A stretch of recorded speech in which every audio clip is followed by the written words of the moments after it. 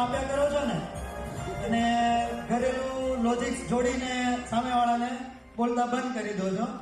એવી જ રીતે હું રૂટીન રોજિંદા સવાલ 3 જ સવાલ લઈને આવ્યો છું. આજે એસી તરીકે તમારે પાણી માપી લઈએ આપણે. સૌથી પહેલો સવાલ કમ્પ્યુટરજી સ્ક્રીન પર દિખાય.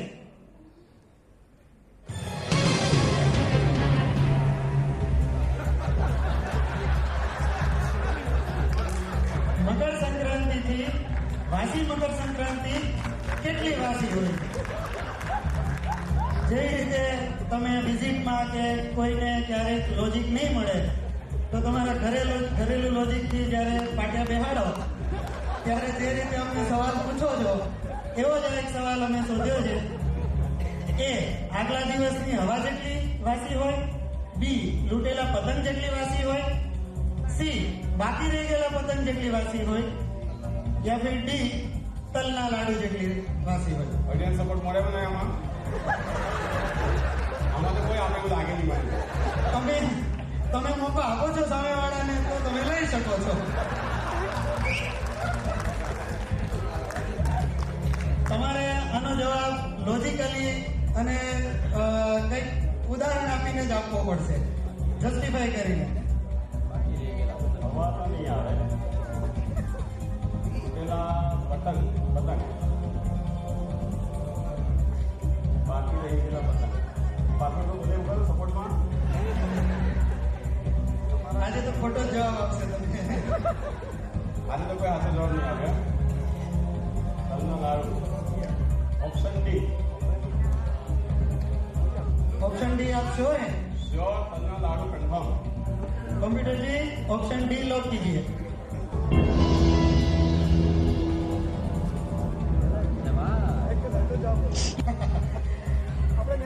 કારણ કે તમે એસી છો એટલે અમે આ જવાબ સાચો ગણીએ છીએ. કારણ કે આગલા દિવસે બનાવેલા હોય એટલે એને વાસી ગણી લેવાના. હવે તમે જાણી ગયા છો કે તમારા સબોર્ડિનેટ તરીકે જે તમે જવાબ આપો એને અમે ગમે તેમ પાટિયા બેહાડી અને સાચો રજૂ કરી દઈએ છીએ. એનાથી તમને એવું ફીલ થાય છે કે મારો જવાબ સાચો છે. કરતા હશે કે આવી પરિસ્થિતિમાં જ્યારે 1-2 વાર આર્ગ્યુમેન્ટ કરીને કે એ કરીને જ્યારે નહીં ચાલે, હા સર તમે કહો. ચાલો નેક્સ્ટ ક્વેશ્ચન.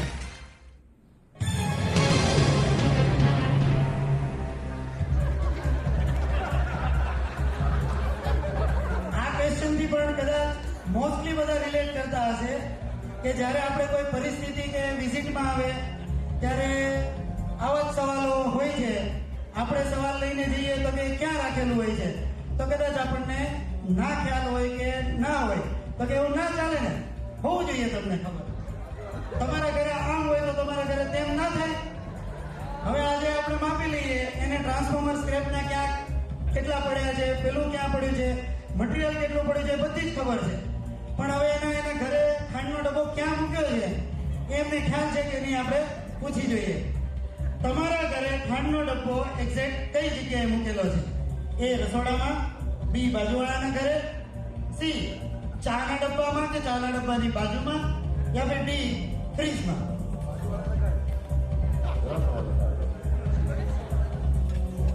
ના, તમારી જોડે તમે આશા રાખીએ કે તમને જે રીતે સબસ્ટેશનની અને મટીરિયલની ખ્યાલ હોય એવી રીતે તમારા ઘરની તો ખ્યાલ જ હોવી જોઈએ. ના ચાલે ને. આમાં તમારે એક્સપર્ટ એડવાઇસ લેવી હોય તો લઈ શકો છો તમારે, જેને આની ખબર હોય. ચાલો મારા ઘરે ફોન લગાવો. આપના ઘરે આપના મોબાઈલના મારફતથી જ હું વિડીયો કોલ લગાવીશ. ના, ઓડિયો કોલ. हेलो, नमस्ते मैडम. स्वागत है आपका कौन बनेगा करोड़पति से. मैं बात कर रहा हूँ एसी नवसारी प्रतीक वेकरिया. अभी हमारे यहाँ पे सिचुएशन ऐसी है, आपके पति श्री जो कि नवसारी के 2 मिनट बाद ऐसी है, वो मेरे साथ हॉट सीट पे बैठे हैं और एक क्वेश्चन में उनको थोड़ा असमंजस है या फिर नहीं पता आंसर. उन्होंने आपकी मदद मांगी है. नेक्स्ट नेक्स्ट आवाज उनकी होगी। आपके पास 20 सेकंड है। समय शुरू होता है अब। आड़ी अवड़ी बातों ना करता, सीधा सवाल થી જ વાત કરજો, જેથી એમને સાચો જવાબ મળે। આપું છું। હેલો, એક ક્વેશ્ચન આવ્યો છે અને 5 લાખ રૂપિયાનું ઇનામ છે। એ સાંજે આપણે છે ને આ ઇનામ મળે જવાનું છે। હેલો, ક્વેશ્ચન એવો છે, આપણા ઘરે ખાના ડબ્બો ક્યાં મૂકેલો?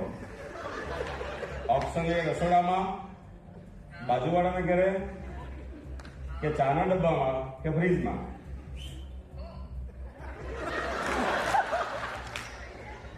અરે મને નહીં ખબર, હું થોડો રસોડામાં જાઉં। એ પણ મળી જાય। કયો જવાબ? એટલે 5 લાખ રૂપિયા પ્રતિ 5 લેવાના છે।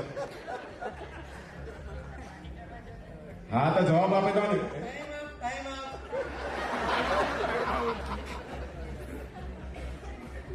ચાલો, બાજુવાળાના ઘરે કદાચ એવું લાગે છે અત્યારે। સવારે ચા તમે જ બનાવી છે? પણ કદાચથી ખાલી લીધી। હા, લાગે છે। તો રેગ્યુલર તમારા ઘરે ખાંડનો ડબ્બો ક્યાં મૂક્યો છે એ તમને ખ્યાલ નથી, પણ તમે જેમ કીધું છે કે બાજુવાળાના ઘરે હોઈ શકે, અમે એ જવાબને નથી આ તો મારું શું હતું? મારે જોવું પડે, ફ્રીજમાં બી કરવું પડે। ચાના ડબ્બામાં કદાચ લાગતું છે।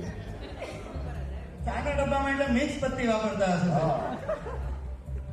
અરે રસોડામાં એક લપ કરું, ચલો એ રસોડામાં।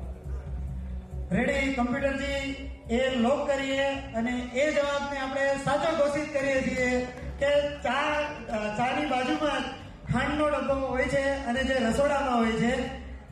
સાચો જવાબ સાહેબ માટે તાળીઓ થઈ જાય। આ પ્રશ્નથી સાહેબને એટલું કહેવા માંગુ છું કે જ્યારે પણ આવો કોઈ સવાલ આવે કે આવું કોઈ આવે ત્યારે એમ્પ્લોયને એનો જે કન્સર્ન હોય એને પૂછવાનો કે એની જોડે જાણી લેવાનો મોકો આપજો અને ડાયરેક્ટ ફાયર નહીં થઈ જતા।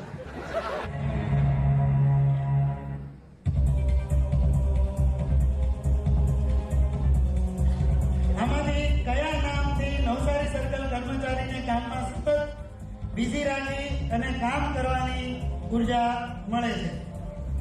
એ રેઝિસ્ટન્સ, બી થાઇરિસ્ટર, સી ડાયોડ, ડી કેપેસિટર। કદાચ કોઈ ટેકનિકલ વ્યક્તિ હશે તો એ આ ડીકોડ કરી શકશે। ઓપ્શન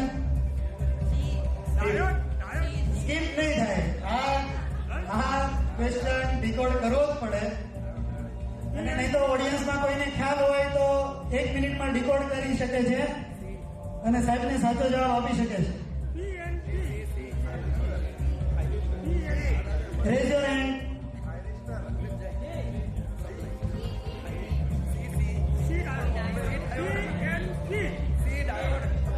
સી ડાયોડ વાળા સ્ટેજ પર આવશો અને ડીકોડ કરજો મેમ્પરા સાહેબ।